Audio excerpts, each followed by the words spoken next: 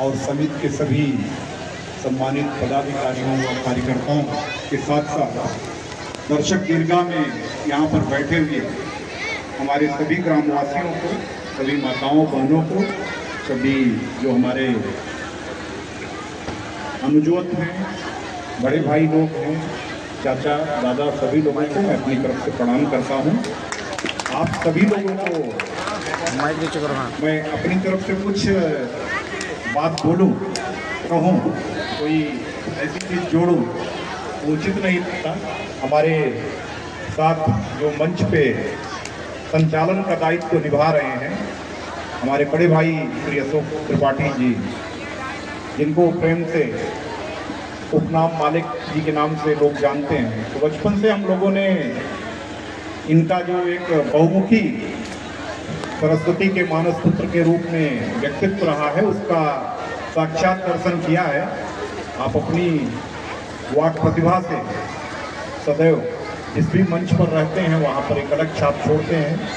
यहाँ पर विद्यमान हमारे बगल की रामलीला कमेटी के सबसे वरिष्ठतम कलाकार के रूप में और हमारे चाचा जी श्री अभय नारायण दुबे जी का भी मैं अपनी तरफ से बहुत बहुत स्वागत भी करता हूँ, प्रणाम करता हूँ। यहाँ पर अन्य बहुत सारे हमारे अपने सभी लोग बैठे हुए हैं, सबका नाम शायद संभव ना हो पावे।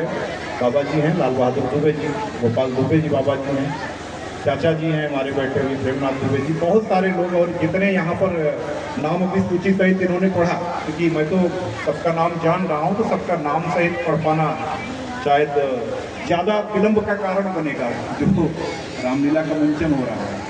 हाँ, कुछ थोड़ा सा मैं एक आदत है, पहले पुलिस सेवा में आने के पहले शिक्षक का भी दायित्व निर्वहित कर चुका हूँ, विश्वविद्यालय स्तर पर भी पढ़ाक रूप में और इंटर कॉलेज में भी। तो कहीं न कहीं से जो शिक्षक का व्यक्तित्व है वो हावी हो जाता है।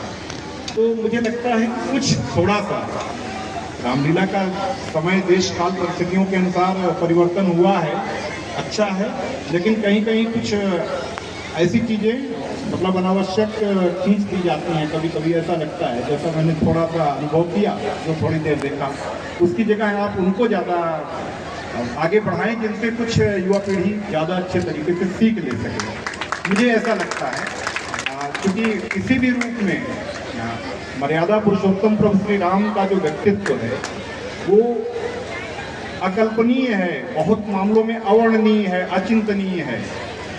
तो हम कह सकते हैं उसमें से आप जितना सीख सकें, सकारात्मक चीज़ें हमेशा सीखें, बजाय कि मतलब किसी भी रूप में जो अश्लीलता या फुहड़ता जैसी चीज़ों को बहुत ज़्यादा हम लोग अपने स्तर से मतलब देशकाल परिस्थिति के हिसाब से उनका समायोजन, मेरी समस्या तो बहुत नहीं प्रतीत होता, मतलब उनसे बचा जाना चाहिए। रामलीला की जो एक गरिमा है उनको इस रूप में निर्वहित किया जाना चाहिए।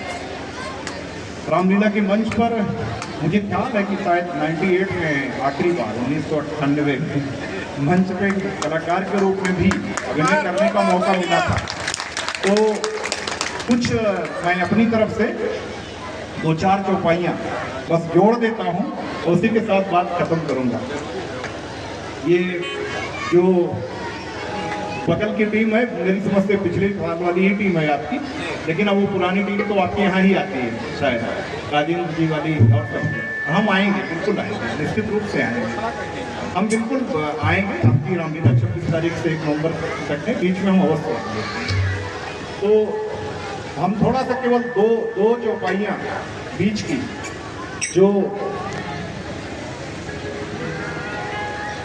शायद अगले दिन या इसके अगले दिन की सीन होगी, 7वें दिन में विभीषण का अपने अग्रज रावण के संवाद, जिसमें रावण जब सबसे राय मांगता है तो राय में निश्चित रूप से सभी लोग वही राय देते हैं जो मनोनुकूल हो राजा के, तो सभी लोग राय देते हैं वही। जीते हुए चराचर तव श्रम नाही, नर वानर कहीं लेखे माही, यही सलाह देते हैं। और उसी पर तुलसीदास जी आगे लिखते हैं कि सचिव वैद्य गुरु तीन जो प्रिय बोले हैं भयास, राज धर्म तन तीन कर कोई बेग होना। ये तो एक मानस की जो भी लाइनें हैं अपने आप में अद्वितीय हैं, और लाइनें हमारे लिए मतलब सीखने की एक आप कह सकते हैं सूखती हैं। लेकिन विभीषण का इस पर जब विभीषण से राय मांगी जाती है तो राधेश्याम रामायण के माध्यम से जो उन्होंने कहा है वो मैं थोड़ा सा जो मुझे याद है जितनी मेमोरी क्योंकि थोड़ी सी याद आ जाती है उसको मैं पढ़ना चाहूँगा। विभीषण जी कहते हैं, भाई धीरज धर सुनो मेरी भी कुछ बात, ऐसे चिकने ना बनो जो कदली के पात। तुम योद्धा हो शासक हो तुम राजाओं के, तुम राजा हो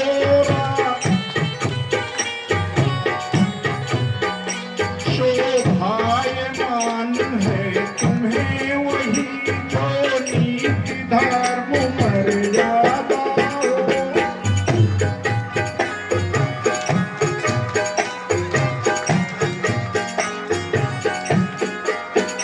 खुद ही सीता को हर लाए, खुद ही यह बैर बढ़ाया है,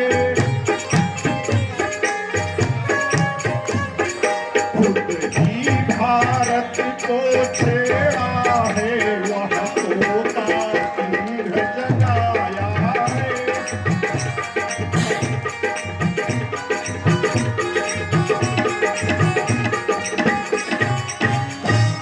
तुम उनसे नहीं काल से ही इस समय जूझते हो भाई, इस समय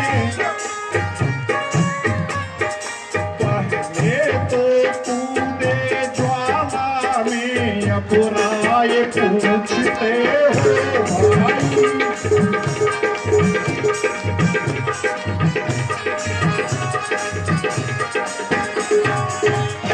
और फिर विभीषण कहता है कि अगर बड़े भैया आप राय जानना ही चाहते हैं तो मैं अपनी राय दे देता हूं। जड़ से ही रार मिटा दो यह अर्पण कर उनकी सीता को, अर्पण कर उनकी सीता को। रघुकुलपति से मित्रता बढ़ा, बलवान बनाओ लंका को।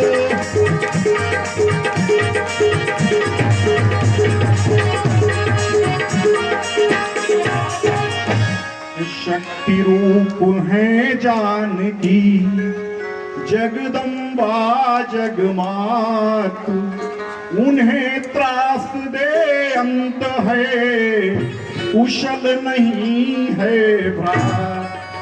तो ये कुछ चंद पंक्तियां थी। अब रावण ने क्या उत्तर दिया मैं रावण की भाषा में उत्तर नहीं दूंगा, मैं यहीं पर बात खत्म करता हूँ। ये मुझे बहुत प्रासंगिक पंक्तियां लगती हैं कि सही समय पर सही सलाह देना। तो मैंने भी वो सलाह देने का आप लोगों को प्रयास किया, मंच करने वालों को, कि कोशिश करिए कि मतलब किसी भी प्रकार से मंच के दौरान जो धार्मिकता का है, आध्यात्मिकता का है, नैतिकता का है, वह भाग आपके द्वारा ज़्यादा मतलब प्रकाशित किया जाए, ज़्यादा मंचित किया जाए, बजाय कि उसको मतलब जो थोड़ा सा उसका फुहड़ता का या अश्लीलता का पार्ट है उसको महिमा मंडित किसी भी रूप में करने से बचा जाए तो ये अच्छा होता है। धन्यवाद आप सभी लोगों को एक बार पुनः इतने समय तक बहुत धैर्य से रामलीला के मंचन में हम लोग एक गत्यावरोध का कार्य कर रहे हैं। तो अब इस मंच से हम लोग आप लोगों के बीच में ही आएंगे, एक सीन और देख करके ही यहाँ से जाएंगे। तो बहुत धैर्यपूर्वक अभी तक हम लोगों को सुनने के लिए और हमारे गत्यावरोध को हृदय से स्वीकार करने के लिए सभी को प्रणाम करते हुए मैं धन्यवाद करता हूँ। धन्यवाद। जय हिंद, जय भारत।